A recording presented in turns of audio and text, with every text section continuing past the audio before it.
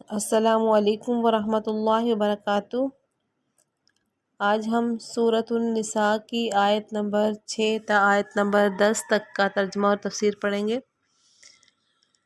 تو چلیے شروع کرتے ہیں۔ اعوذ باللہ من الشیطان الرجیم، بسم اللہ الرحمن الرحیم۔ وَابْتَلُوا الْيَتَامَى حَتَّى إِذَا بَلَغُوا النِّكَاحَ۔ وَابْتَلُوا، اور تم آزماؤ اور تم جانچتے رہو، یتامہ یتیموں کو، حتیٰ یہاں تک کہ اذا وہ جب بلغو وہ پہنچ جائیں، نکاح کی عمر کو،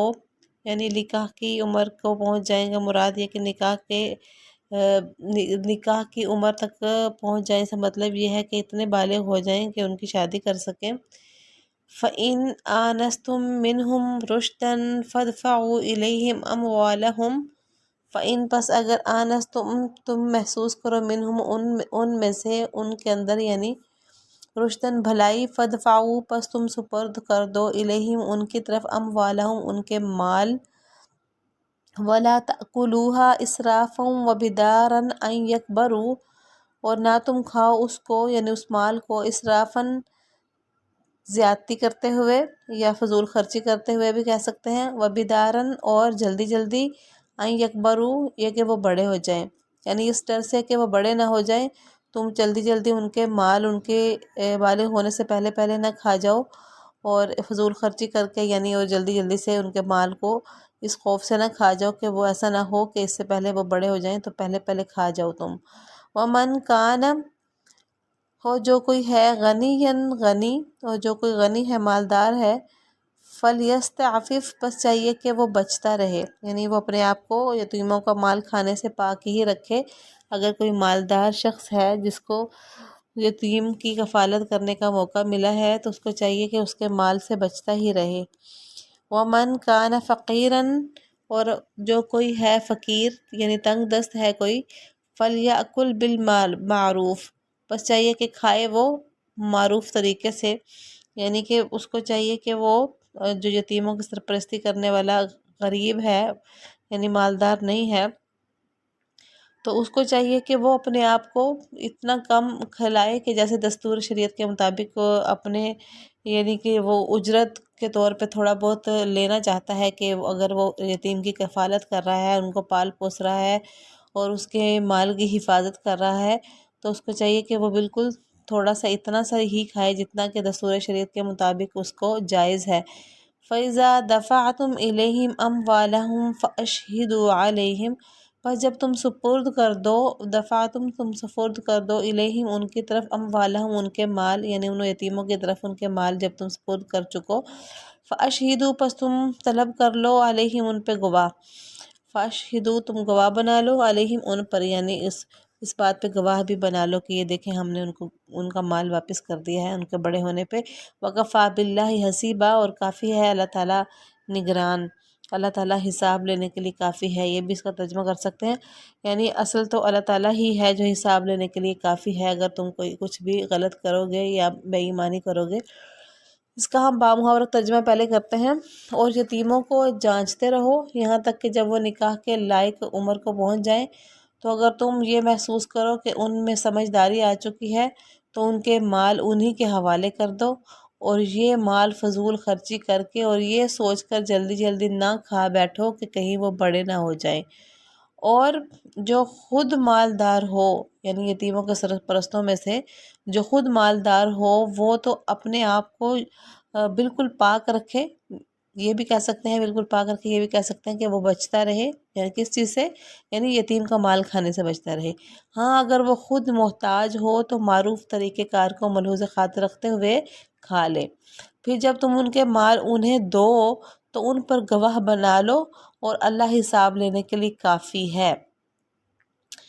جی اس کی جو تفسیر ہے وہ کچھ یوں ہے کہ یتیموں کے سرپرست کو اپنی ذمہ داریاں نبھانے کے لیے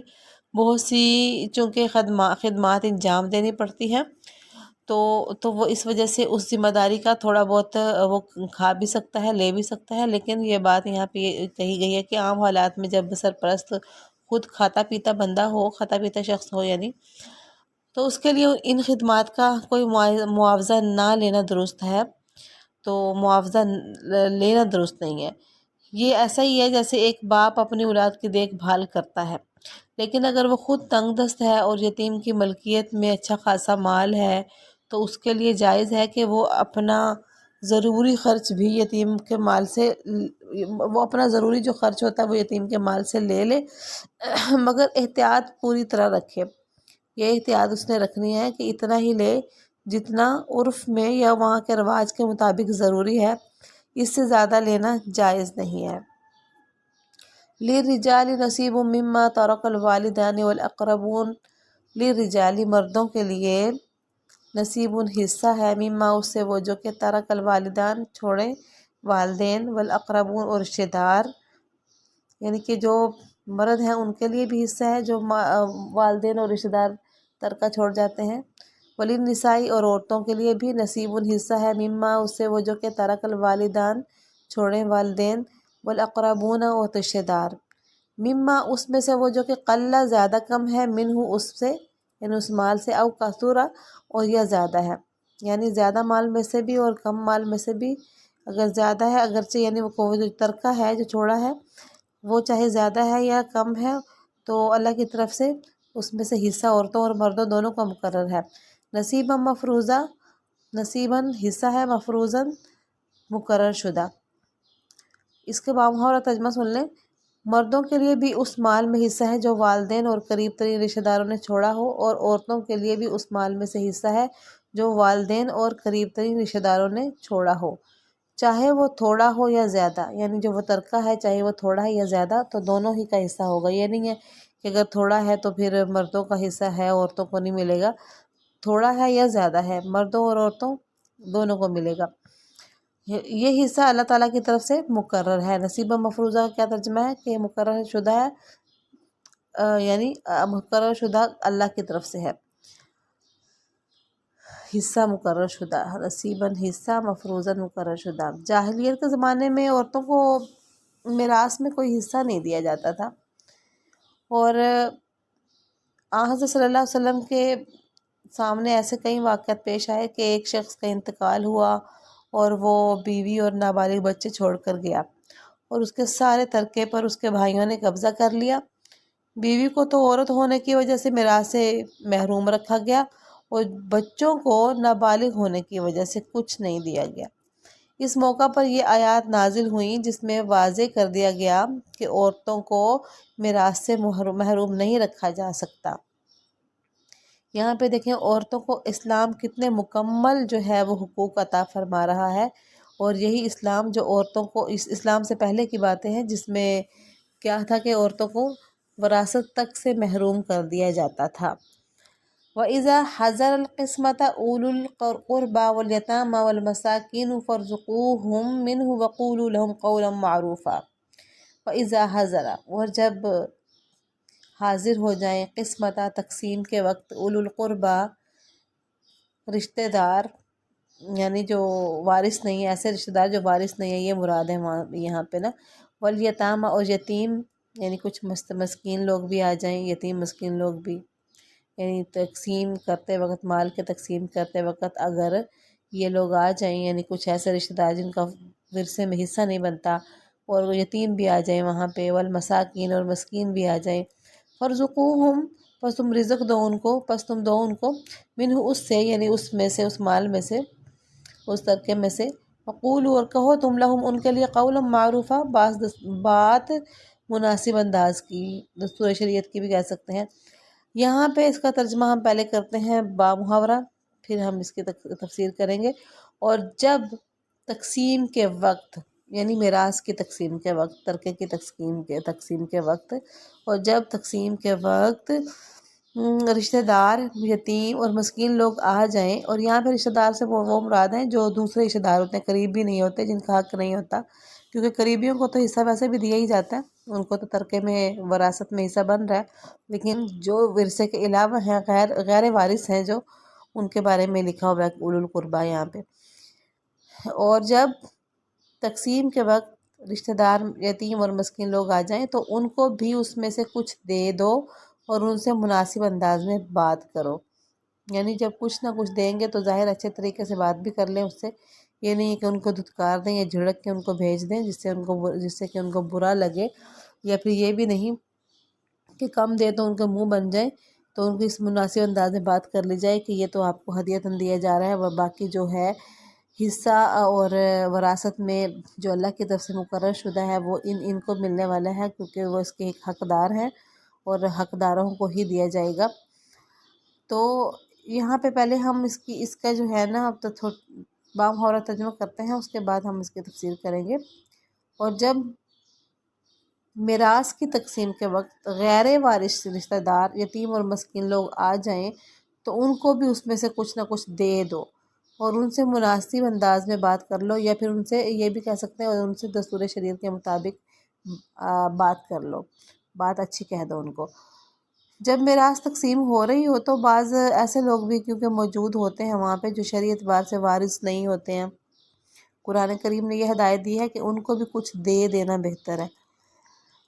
مگر ایک تو یہ بات یاد رکھنی چاہیے کہ اس ہدایت پر عمل کرنا مستحب ہے، یعنی پسندیدہ عمل ہے، کوئی واجب نہیں ہے، کوئی شرط بھی نہیں ہے، اور کوئی جو ہے اس پہ کوئی فرض واجب کا جو ہے وہ نہیں ہے، اس کے اوپر لاگو ہوتا قانون،